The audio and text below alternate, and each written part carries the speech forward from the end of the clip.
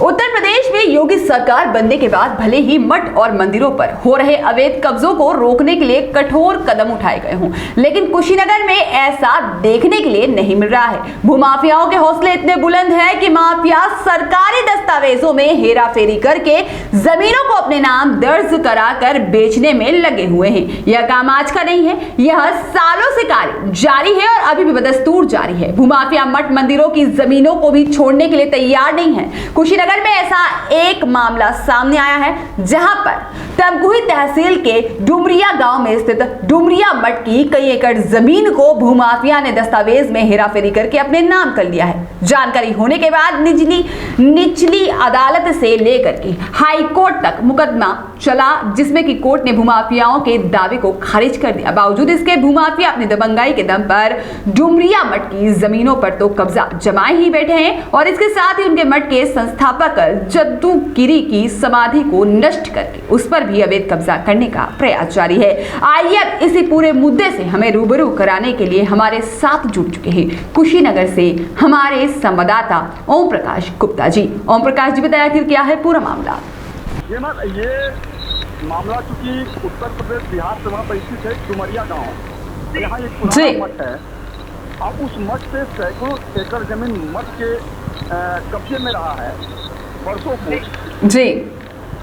उस समय जद्दूगिरी उस मठ के महंत हुआ करते थे और उसी दौरान जी जी ये हरिकृष्ण शाह राजपत शाह जी उस समय कुछ कागजों में हेराफेरी किए और हेराफेरी के आधार पे उन्होंने जमीन पे अपना नाम चढ़वा लिया और वो नाम चढ़ा रहा था और उस आधार पे उनके जो बंधक थे उनका नाम आ गया और मठ के महंत भी बदलते गए।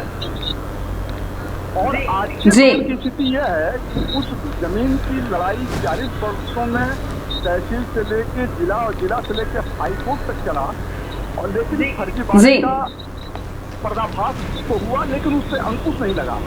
अब स्थिति आज जी बिल्कुल जो वर्तमान में मठ के महंत है रुद्रानंद गिरी के उत्तराधिकारी हैं, वो जी लड़ाई लड़े और जिनसे लड़ रहे हैं वो काफी दबंग व्यक्ति हैं और धन बल का प्रभाव शासन और सत्ता पे बनाए रखते हुए उस जमीन को कब्जाते गए, बेचते गए। और आज की स्थिति यह है कि जो प्रशासनिक अमला है उनके कहने पे ही हर काम कर रहा है, जिसका नतीजा है जी बिल्कुल एक बड़ा बवाल होने की भी अंदेशा है और आए दिन छिटपुट घटनाएं होती रहती हैं। जी बिल्कुल मामला केवल डुमरिया से नहीं जुड़ा है, मामला ये लगभग आधार वेतन गाँव से जुड़ा है। जो मठ के हिस्से की जमीन थी उस पर भी इन लोगों का अवैध नाम चढ़ा हुआ है। जी बिल्कुल। ओम प्रकाश जी, जब हम बात कर रहे हैं इन मठों की तो देखा जाए बदलते समय के साथ में मठों की ओर जाना लोगों का कहीं ना कहीं थोड़ा कम देखने मिला है। उसके बाद में भूमाफियाओं की नज़रें इस तरीके की ज़मीनों पर पड़ना, मठ मंदिरों की ज़मीन पर पड़ना कहीं ना कहीं ठीक नहीं है। लेकिन जिस तरीके से बात की जा रही है भूमाफियाओं की, तो कहीं ना कहीं दो भूमाफियाओं के नाम खुलकर सामने आ रहे हैं, जिसके अंदर प्रशासन से इनकी मिलीभगत होना भी सामने आया है। तो कहीं ना कहीं इसके अंदर मिलीभगत की भू भी सामने नजर आ रही है, जिसमें किसी प्रशासनिक अधिकारी का बढ़ चढ़ कर इनको सहयोग करना, इन पे अपनी छाया दृष्टि बनाए रखना, जिससे इनमें इतनी हिम्मत बढ़ जाती है कि ये इस तरीके की घटनाओं को अंजाम दे सके। इनमें कोई भी डर प्रशासन का नहीं होता है, किसी भी तरीके का डर देखने नहीं मिलता है। इसको लेकर के आप क्या कहना चाहेंगे? इससे मैं बड़ा विद्वत प्रकाश डालूंगा क्योंकि ये खबर चुकी पहली बार बिल्कुल लाइट में आने जा रहा है। इसका ये जो भू माफिया है वो पैसे के मामले में बहुत ही धनाढ्य व्यक्ति है और तहसील में ही अपने पैसे से कुछ काम कराना और वो पानी का आरओ लगवा देना, शौचालय बनवा देना, अभी थाने में बाउंड्री कराना, कंप्यूटर रूम बनवाना, जिला मुख्यालय से पानी लगवा देना, ये सारी प्रबंधा जो है ये केवल जमीन और थानों पे काम करा के लोगों को दहशत पैदा करना ये पेशा रहा है, जिसका नतीजा है कि इसका लाभ प्रशासन इस भूमाफिया को देता चला आया। और मैं आपको बता दूं ये बड़ा खेल है। अभी इस मामले में हम लोग एसडीएम से बात करने के लिए जब पहुंचे, इस संबंध में बात करना चाहा, एसडीएम क्योंकि अपना चैम्बर छोड़ के भाग लिए इस समय में बोलने से इनकार कर दिया इन्होंने।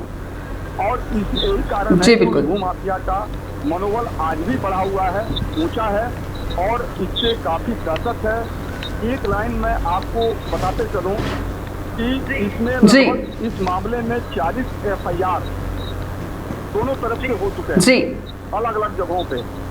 भूमाफिया के द्वारा सर्वाधिक FIR फर्जी अन्य लोगों पे कराया गया है, उसकी काफी चूंकि उपलब्ध हो गई है। ये दूसरी खबर में ये सारे खुलासे हो जाएंगे कि भूमाफिया की करतूत क्या है। जी मैम। जी बिल्कुल। ओम प्रकाश जी, एक सवाल मेरा आपसे ये भी बनता है, चूंकि देखा जाए तो जब हम बात करते हैंगे कि राज्य की सरकार की जब हम बात करते हैं तो कहीं ना कहीं हम बात करें कि आतंकवादियों पे जो कि आतंक मचाने वाले लोग हैं, या फिर हम बात करें कद्दावर लोग जो कि कहीं ना कहीं प्रशासन को अपनी जेब में रख करके चलने की बात करते हैं, हम बात करें भूमाफियाओं की, इस तरीके के कई सारे प्रकार के लोग जो हैं जो समाज को बिगाड़ने का, समाज में कहीं ना कहीं माहौल ख़राब करने का समय दिन पे दिन अपनी हरकतों से लाते ही रहते हैं। तो मैं जानना चाहूँगी, जब हम बात करते हैं यहाँ की सरकार की, योगी सरकार की, तो कहीं ना कहीं कहा जाता है कि अब बुरे दिन खत्म हो चुके हैं, अब इस तरीके के मुकदमे सामने नहीं आएंगे, लोगों के अच्छे दिन आने वाले हैं। तो मैं जानना चाहूंगी कि सरकार को कुछ सख्त कदम उठाने की जरूरत है, क्योंकि जब मठ मंदिरों की बात आती है तो कहीं ना कहीं उत्तर प्रदेश में चीज़ें, उत्तर प्रदेश ही नहीं पूरे भारत में ही लोग काफ़ी सनातन की ओर बढ़ते जा रहे हैं, लोग अपने सनातन धर्म के प्रति सजग होते जा रहे हैं। तो इस तरीके से जब हम बात करते हैं तो उत्तर प्रदेश में देखें तो योगी सरकार बनने के बाद से भले से कहा जा रहा है कि मंदिर और मठों पर अब अवैध कब्जे नहीं हो रहे हैं, लेकिन फिर भी इस तरह की खबरें सामने आ रही हैं। तो इसको लेकर के प्रशासन को किस तरीके के सख्त कदम उठाने की अभी फिलहाल जरूरत है? क्या मुख्यमंत्री तक इस बात को पहुंचाने के लिए कोई संदेश देने की बात भी कही गई है उत्तराधिकारियों के द्वारा? जी जी जी मैम, इस संबंध में हमने बात किया था। मैंने कहा था कि इस मामले में आपका शासन प्रशासन से क्या सहयोग मिला। उन्होंने कहा कि अभी तक तो नहीं मिला है, लेकिन उन्होंने मुख्यमंत्री के नाम एक अपील जारी किया और ये तत्काल अभी वो मुख्यमंत्री से मिल के पूरे प्रकरण को रखने वाले हैं और इस दिशा में वो उन्होंने पूरी प्रयास कर लिया है। और ये मामला अभी तक जो दवा ये था कि अभी तक न मीडिया में संज्ञान लिया था और ना ही आगे बढ़ के उसके डर से कोई कदम कोई उठा रहा था, लेकिन अब लोग खुल के मैदान में आ गए हैं और उस भूमाफिया के खिलाफ लोग बिल्कुल मुखर होते जा रहे हैं। और यही कारण है ये मामला एक हफ्ता के अंदर माननीय मुख्यमंत्री तक, योगी आदित्यनाथ जी तक ये मामला पहुंचने वाला है। शायद उत्तराखंड के रक्षा करने वाले मठ के महंत रुद्रानंद गिरी को शायद न्याय मिल जाए। जी बिल्कुल ओम प्रकाश जी, बिल्कुल ठीक कहा आपने। अब देखने वाली बात तो ये होगी कि प्रदेश के मुखिया योगी आदित्यनाथ के पास में इस बात के पहुंच जाने के बाद में किस तरीके के सख्त कदम उठाए जाते हैं और प्रशासनिक अधिकारी जो इस पूरे मामले में मिलीभगत करके बैठे हुए हैं उनके ऊपर भी क्या कार्रवाई होती है, इस तरीके के भूमाफियाओं पर क्या कार्रवाई होती है, तो आने वाला वक्त ही बताएगा। आपका बहुत बहुत धन्यवाद हमसे जुड़ने के लिए, मामले से हमें रूबरू कराने के लिए, मामले की अधिक जानकारी के लिए आपसे यूं ही संपर्क करते रहेंगे। धन्यवाद।